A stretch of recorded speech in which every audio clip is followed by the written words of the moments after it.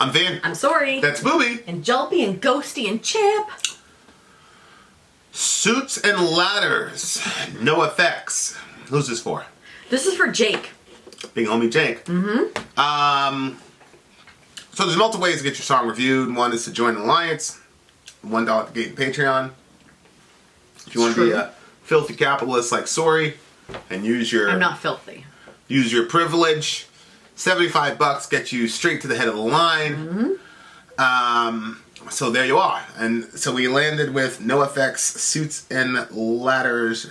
I know, Suits and Ladders. Shoots and Ladders, get it? I know. Every time I did it, I'm like, Suits and Ladders. Shoots and... It was like mixing me up there. Because I'm like, did I write this wrong? For all the I hate it people when that happens. following the X Formation blog, this is not a cheat. No, it's not. This is a low-carb thingamajig. Yeah, it's like low-carb ice cream. This right here is low-carb gum. Right. Core strawberry chewing gum. So I'm still at Sugar 20 and aspartame free. 20 a day, ladies and gents. If you want to know what that's about, we also have some behind-the-scenes stuff on You still haven't got that video Patreon that we need to upload.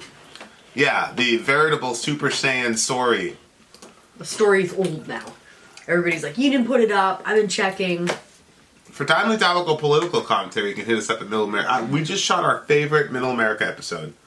Oh yeah, it's a good one. I have to do some editing. So yeah, once we get that editing, I'm very, very excited. I am calling on all we've never done this before. I'm calling on all like-minded Middle Americans to share this video because it's unbelievable. I'll give you a hint. It's about women's empowerment. Okay, NOFX, Suits and Ladders. Let's do it. Okay, go. Go.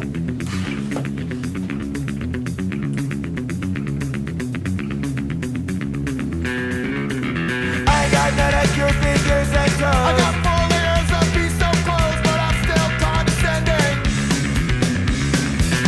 Your recipe permanent brown. Your face is permanently brown, and I have everything I want.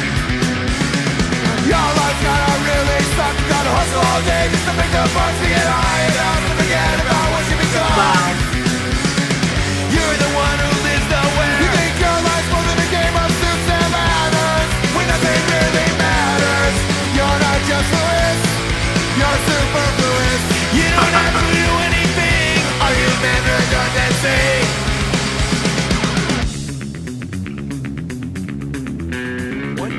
40-year-old Buckellets, 40-old English houses, and me the 4th double shot.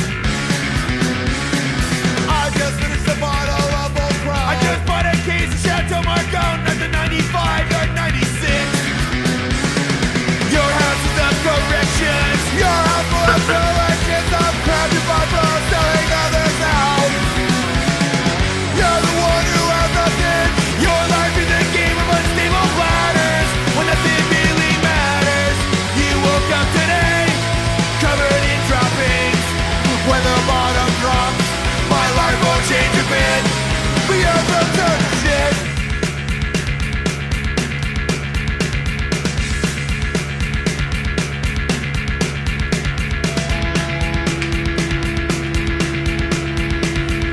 Face. Yeah.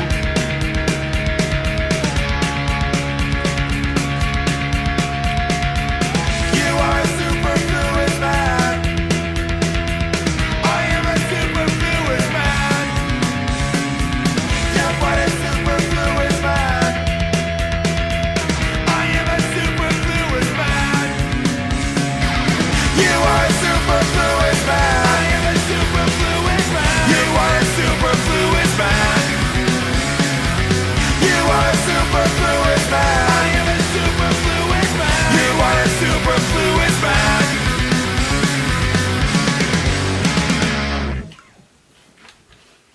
I like that. I liked his voice. Yeah. This is What type of music is that? This is punk. No offense, they're punk. I think we Okay. did them in Punk Week. Yeah. This is really very interesting considering the date. So this was came out look at that, 2009? April 28th, 2009. 2 days before Ryan's birthday.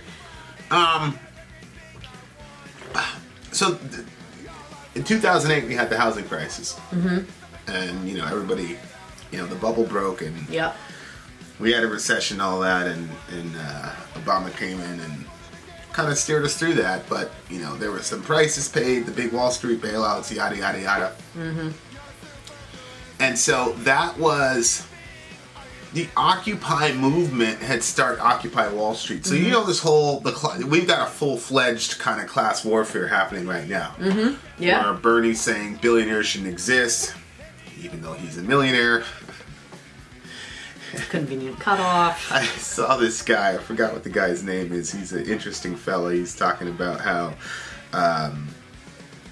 what's the guy's name? It's on the Michael Moore podcast, which I have been listening to religiously. Yes. Anand Giridharadas, I think the guy's name is. But anyway, it's like rich people are the source of all your problems, yada yada yada yada. And so Occupy Wall Street was kind of like the beginning of that. Then we had the housing crisis in 2008, and now we've got a full-fledged, the 1% are evil, yada yada yada. They're irredeemably bad. Billionaires shouldn't exist. But this is a conversation kind of like between the two, right? A street, Yeah. street person and a very, very rich person, and they're going back and forth. And I'm just wondering if this was in their consciousness because it was in 2009, and the housing crisis had just, I don't know, probably 6 or 7 months old, maybe a year old.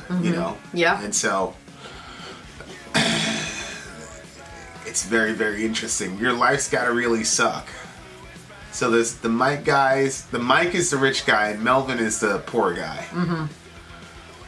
We had a guy when we were doing our street, or whatever downtown ministry, whatever you want to call it, and he did smell like he was soaked through and through. And he literally was wearing layers of clothes.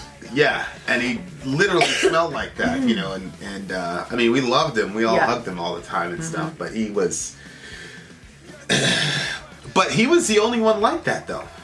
So to that degree. We were, okay, it might have been a degree thing, but we were surrounded by them, but he was the only one that really, I feel like this is probably a little bit stereotypical. I don't think they're all like that. Oh, no. I mean, that's why a lot of these guys are getting disorderly and the thing is, exposure. His issue wasn't that he was homeless. His issue was that he was an alcoholic.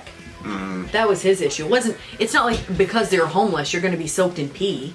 No, there's the homeless people we knew. They knew where to go down to the Y, go over this place, go that place to get cleaned up. They knew. I mean, obviously they didn't have perfect. Very few of them had perfect hygiene, but I mean, you're living on the street. But as far as that, like just being 4 layers of pea-soaked clothes, that was. Yeah. I only saw that with people who are into very, a lot of alcohol. But this song is not really a class warfare song in the classical, eat the rich sense. We've got a lot of eat the richers out right now. This guy is basically saying, my life is better than yours, even though I'm broke. Yeah. I'm. What is it? He said something about like I'm poor, but I'm still I've got 4 letters, Right there. but I'm still condescending. Yeah. I don't think we met anybody like that either. But I think it's this guy's way of saying, well. I think it was this guy's way of saying that he still has his pride intact. Yeah, because you're right. We didn't. But this is probably the way God looks at all of us when we're condescending to people. It's like, look at this yeah, filthy sinner going out and looking down at other filthy sinners. Like, who are you? Yeah, that really, you're right. That wasn't our experience because, not to sound like we're tooting our own horn, but we were well loved by the people that we were around. You know what I mean? So, I don't think that they were trying to... Because the thing is, like... Oh, as far as the condescension? If you come at them being all condescending, then, they might try to fight back somehow. You know what I mean? Know. It just depends on the person. I don't know. One of the big things I had to coach the team on was to realize that we're not the saviors of these people. Because when you get a savior complex, when you're helping the homeless, then you start condescending them. Like, remember there was that Christmas party and somebody was like, oh, can I exchange this bag? And then the person was like, you should just be happy with what you have. Beggars can't be choosers. Beggars can't be choosers. Yeah, I forgot about that. So I felt like the condescension was going the other way, you know, and so we were always fighting against that. Whereas, I don't know, the folks that we were dealing with were so beat down that they wouldn't even recognize if you were being condescending to them. Yeah, I guess you're kind of right on that. I think, like, for me, coming to the idea and understanding that, because I would look at the situation, it was hard for me to not look at the situation like, I am helping these people.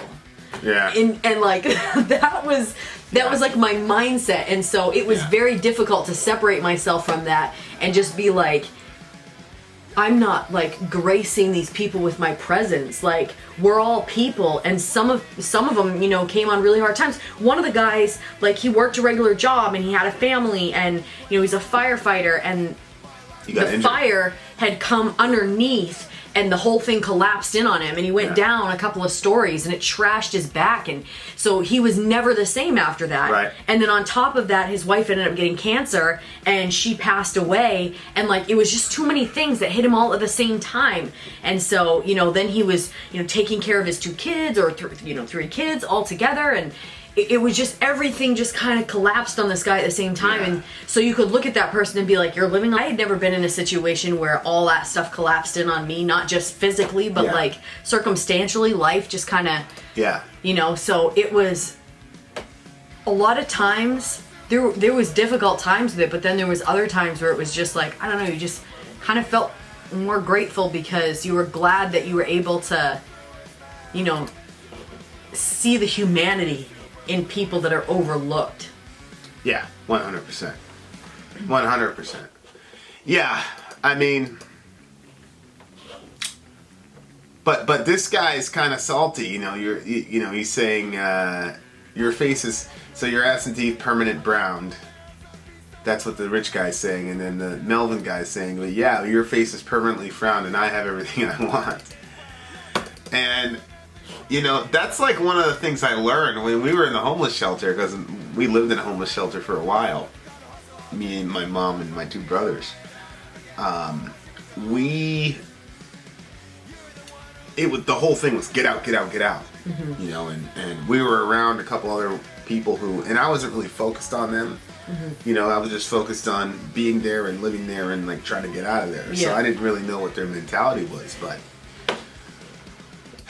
there's some sort of like institutionalized homelessness to where some of these guys and these young ladies, like they're I don't want to say they're fine with it in the sense of like, but to them it's a lifestyle, and they're like, they're kind of minimalist, and you know, and so I'm kind of like, yeah, but this is terrible. You don't have a home. You can't generate any wealth. Yada yada yada. You know, but these folks, like, there's something they didn't care. They don't care. No, some of them liked it. Some of them like had an apartment but preferred to live on the street. Yeah. So, you know, people are different. Just because it doesn't fit into your idea of what's normal or what's comfortable doesn't mean it's not somebody else's idea. Seduct. You know? That's correct. Yeah, I mean, that's obviously clear. That's what's going on. You know? So it's like, this part, we saw that. Your life's gotta really suck. Melvin says that. And then they both stay together. You gotta hustle all day long just to make the bucks. To get high enough just to forget about what you've become. Right. Like, because both sides are doing that. Right. You know, and we said that like all day long. I would be like, but all the time that these people are spending trying to gain enough money to, they're working, they're hustling, they're still working. They're still workers. You may not think that, but those are the facts. Like, these guys were working their tails off, and young ladies are working their tails off. It was 30-something degrees today, and they were out there. Oh yeah. The whole day, even past nightfall. Yep. And it was just like, man, like, guys, come on. Like, there's other, you know, like, it was very, very hard for me to really process that, like, mentality. Like, yo, there's people that But at the same time, it's like, doesn't he have a point? If you have all you want, then fine. And it's interesting because it is true, like, both of them are hustling, like, working very, very hard. Yeah. We watched that whole thing between the minimum wage earner and the millionaires, and then the one of the questions was, we can all make $1 million if we try really hard, that type of thing. And of course, the millionaires felt that if we work really hard, the millionaires felt that way. But I don't really know as far as like output of energy, because we're pretty hard working. People, oh, you're the hardest working guy on YouTube. We're pretty hard working, but I don't know as far as like expending energy if we're working harder than those folks like outside. Because if you're outside and you're holding up a sign for 12 hours on end, I mean, that's a thing. It's interesting though, because they're both talking about drugs, right? Like, you've got to get high, and the stereotype is, especially in the 80s, was like the Wall Street guys doing coke and the street guys doing crack. Yeah, no, for me, standing outside in the freezing cold in one stationary spot is way worse than any of my hardest days of work. Well, I mean, that's what you're saying because you've been conditioned a certain way. But what if you were not conditioned that certain way? I just literally hate standing in one spot. It's like one of the most miserable things. I feel like my blood pressure, I don't know what happens, but I feel like complete crap. And anytime I see like the workers that have to hold the sign, flip slow and stop, I just say, they have the hardest job. That is, to me, one of the worst. I would rather, I kid you not, I literally would rather clean toilets than do that. Because with cleaning toilets, I'm going to clean it all, and it's going to look good, and it's going to be clean. Right. But standing there with a sign, that's the hardest thing. I can't, oh my gosh. Yeah, but what about the Wall Street guy who's like... Oh, I don't want his situation either. Never sees his kid. He's not going to see his family. He's going to be stressed out. These people were jumping out of windows when the stuff went down. Yeah. I don't want that type of job where it holds that much over me. I'll rather just... Yeah, it makes sense. The scripture says, give me poverty nor riches. Yeah. Because if you end up on the extreme end of any one of those, you're in a bad situation. But like this to me looks like a search for meaning. They're both trying to figure out the meaning, because he says, you're the one who lives nowhere. That's the affluent guy. And then the other guy goes, you think your life's more than a game of suits and ladders when nothing really matters. He's basically saying, like, you have no place, and having a place is very, very important. That's why people are, homeland and patriotism and yada, yada, yada. The other guy's saying, yeah, but you're just living in a game of suits and ladders, and you're trying to, like, deceive yourself into thinking that there's something more significant about your life when nothing really matters. And I think that's almost literally at the center point of the song, like right in the middle of the song. And I think that's... I think it's instructive, that's one of the things with Ecclesiastes, where it talks about your meaningless toil all the days of your life, and how toil is meaningless and is vanity, and he basically said that I began to see that all of our toil was based on the jealousy of our neighbor, which is a very interesting idea and a very interesting concept, keeping up with the Joneses. Yeah. Why do you need this thing? Why do you feel like you need this thing? Why did you post that on Facebook? Why did you post it on Facebook? So it's that kind of is the crux of the issue. It's like, what are we doing all this for? Like, so the guy is saying, look, if nothing really matters in the world, and I'm sleeping on the ground, but I'm good sleeping on the ground, and I have everything I want, and I'm not a stressed out Wall Street guy, then what's the problem? He says, too, you think your life's more than a game of suits and ladders. Suits takes over the word shoots, which was actually what brought you down. Right. And ladders. So I just thought that was kind of interesting. Like, the suit that, should make you feel better is actually what's kind of... Yeah, and you're just climbing the corporate ladder is what you're trying to do. And, I just think you just have to have a north. You have to have a compass for why you're working. This is where people say things like, oh, your religion shouldn't color everything. I don't know, man. I don't have this issue. And it's not because I'm better. I'm just saying... When there's got to be something outside of it. Why are you working? Whether you put your family in there, you say, I'm doing this for my family. Well, that's going to govern how much money you make. Absolutely. Because if you're truly doing it for your family, then you can't work 16 hours a week for 10 years and miss all of your kids' childhood, you know? So you gotta have some sort of north where, you know, whatever. So like for me, it's like, you know, I want to be able to have enough capital to where I could take care of my family and then share with other people.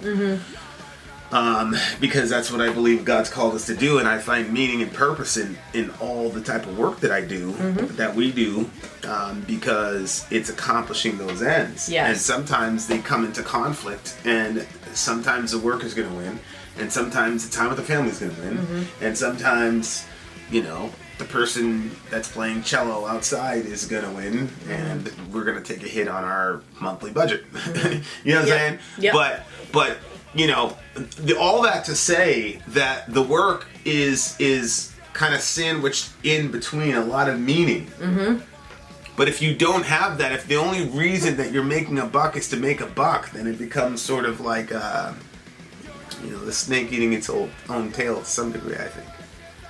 Yeah, I think too that when your money is made and just kept to yourself, like, I don't know, there's something about it that's, you know, we all, I don't know if we all, but the Christmas Carol, Scrooge and stuff, and how miserable he was, and I think that that's true in a lot of cases. You know, I know somebody personally who, you know, they decided not to have children because they didn't want any of their wealth to be taken by kids, and then they lived. They grew old together and they died, and you know what? All their money went to somebody else that gambled it away. You know? So it's like, yeah, you could have had kids, you could have had the joy of those, you know, little kids running around. Like, they didn't spend all their money, you know what I mean? Like, it's just such a crazy thing. Like, you can't take it with you. You could have seen, you know, your own kids or helped other people, or, I mean, I don't know the minutia of all the things that they did and didn't do, but, you know, I do know it was. Well, that was the guy really gambled it away, or? Oh yeah. Didn't he buy a house or something? You don't even know who these people are. Oh, okay. And then here you go, your houses of corrections. You know, the correctional facility, jail. Like, you guys are in and out of jail. Well, actually, I saw this thing a couple days ago. I don't know if it was true or not, but it was talking about a guy who went up to the cops and said, "What can I do to get arrested? Because it's warmer inside than it is outside." Which is a pretty terrible story, but I didn't say anything about it. And the reason I didn't say anything about it is because we know for a fact that there are, you know, homeless shelters and whatever, but there were some people that got themselves kicked out of said homeless shelters because of conduct. Yep. So, you know, it's one of those things where it's like, I find it very unlikely that there were no homeless shelters in the area. But I didn't comment on it, but at the same time, it's kind of like, it's pretty crazy. I could definitely see somebody who does not know where those resources are, finding a way to get themselves locked up. And, you know, it also provides a regimented lifestyle that, you know, maybe you're not built for in the street. Yeah, well, some shelters, they have stipulations, like you can stay there, but you have to leave at a certain time in the morning. Yeah, you have to come back at a certain time. 9, and you had to be back by 6. Right? Yeah, and then we were in. No, they weren't out by 9. They were out by like 6 or 5 or something. Oh, it was really, gosh. really early. Brutal. Yeah, it was really, and then really you early. had to be in by. I thought it was 8:30 or 8 or something like that. Yeah, I don't yeah. really So you remember. could I only just stay for remember the that it first was part of the- it was first kind of half of stringent, sure. very difficult for a mom who had kids in that situation, because you got to get up and get your babies out, and then it was like, where do you go when it's in the middle of winter? You know, a lot of them would go to the library, but the library wasn't open for X amount of time. But anyway, I said all that just to say that, you know, some of them, I think that they do require that you show that you're trying to find a job and stuff. Like, you're supposed to go out looking for a job and looking for a way that you're not going to stay in the shelter. Sure. And maybe some of them don't want that. You know what I mean? They don't want that life. They don't want a job, and they don't want to search for it. So it'd be easier to kind of, you know, ride out the winter in the jail. Yeah. Yeah. For me, that's no. Well, Not wanna again, be it in was the jail. mindset. Remember that girl wanted to go to jail because her probation was going to give her X amount of dollars, and we had to talk her out of. That's right. We had to talk her out of go. We had to talk her out of going to jail, and we had to throw money at her and all this. Yeah, other I stuff. forgot about that. Yeah. She had also recently gotten married, and I'm pretty certain she wanted to get away from her. I shouldn't have laughed. What a strange situation. It was such Yes. a weird conversation. I'm like, what? Wait, I'm trying to convince you, but it really highlighted the prison industrial complex, man. Like she was gonna, she basically said, and this is gonna be really crazy. Remember, minimum wage had increased, so the mom and pop shop she was working at had to cut her hours. So she basically said, Vin, I'm gonna make more money in this jail thing than I am at work right now. I was just like, there were so many social justice issues hitting me at the same time. Yeah. And I was just in the twilight zone. I'm like, you have got to be kidding me right now that I'm hearing this. But yeah, it's a true story. It was pretty weird. I really believe though it was the husband. She wanted to get away from that guy. And the guy was intolerable to live with. I mean, subhanAllah. I mean, the guy is just, ugh. Yuck. Was that Pusher T say, ugh? Your house is full of collections of crap you brought from selling others out. Yikes. You're the one who has nothing. Yikes. I think that's probably true. Oh, absolutely. I think that's probably true.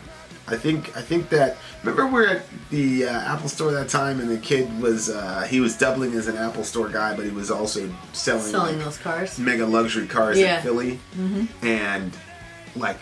We were talking about $900,000 cars, $1.5 million cars, yada yada yada, and he was talking about like they had some like recycle the car program or something like that. He's like, you know, you get the car at like 18% off the price or whatever. He's like, people look at it like, oh, it's used. He's like, what these people don't understand is a lot of these rich guys, they just buy the car and park it in their garage. They never drive it. I was like, what do you mean they never drive it? He's like, they're never home. Right, they're working all the time. They don't have time to drive it. They're never home to drive it. They're never home to like, you know, so they buy it just to say that they bought it, and then they take it back to the dealership. They get like, I think they get like 30% of the money back, and then they sell the thing for 18% at like 18% off or whatever. But the really, he goes, those don't sell well because it's not as good of a status. Mm-hmm. It's just a crazy idea. I was like, what is going on? Like that is just, there's so many things happening at the same time. Like I don't really have the time to process like how I feel about all that. But but you know, it's like that type of mentality. Like you're the one who has nothing. You know, because you're working 15, 16 hours a day to buy the car. You have the car. It's chilling in your driveway. And you can't even take your kid out driving it to show him how to pass his driver's test. You know, all this stuff is going, you know, again, like, you can't really, like, totally feel, like, sorry for the filthy rich and guys that work 16-hour days or whatever. I don't feel sorry for them per se, because at some point you gotta say how much is enough, and a lot of these guys just get addicted to the feeling of making a dollar. Yep. So, but the homeless guy, this guy there's looks like a bit of sympathy for everybody. You feel bad for the homeless guy that he's acclimated himself to those pea clothes, like the guy here, you know, right. Or that he's acclimated himself to living where he would sleep on a park bench and be okay with that. Right. Be happy that he got a bench and not the ground. Like you Right. could feel sorry for him, and you could feel sorry for this guy that's just wasting his life away, just working. Like, is that what you were born to do? Is just work and store up money? But there's that parable in the Bible of the rich guy, and he's doing that. It's just making all these plans, and it's going nowhere. I'm gonna tear it down and build bigger ones, and then God says, "You fool!" They just tonight. This night your life will be required of you, and then He will get all the things that you've accumulated for yourself. Yeah, I mean, so I think this is a really good job at talking about class warfare from a different angle.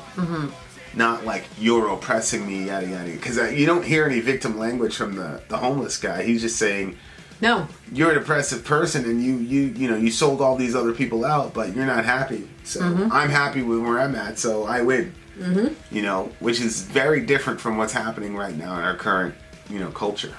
So there you are. What do you get the song? Oh, this is right up there for me, a 9.8. This is I'll give it a 9.9 as well. I think Okay, 9.9. It was just so well written, topically speaking. Yep. It was well written, and I think that's... And I like the way it sounded. Definitely, Yes. I'm definitely a punk person. Yeah. I really like the way that it was written. So, there you are, dear listener.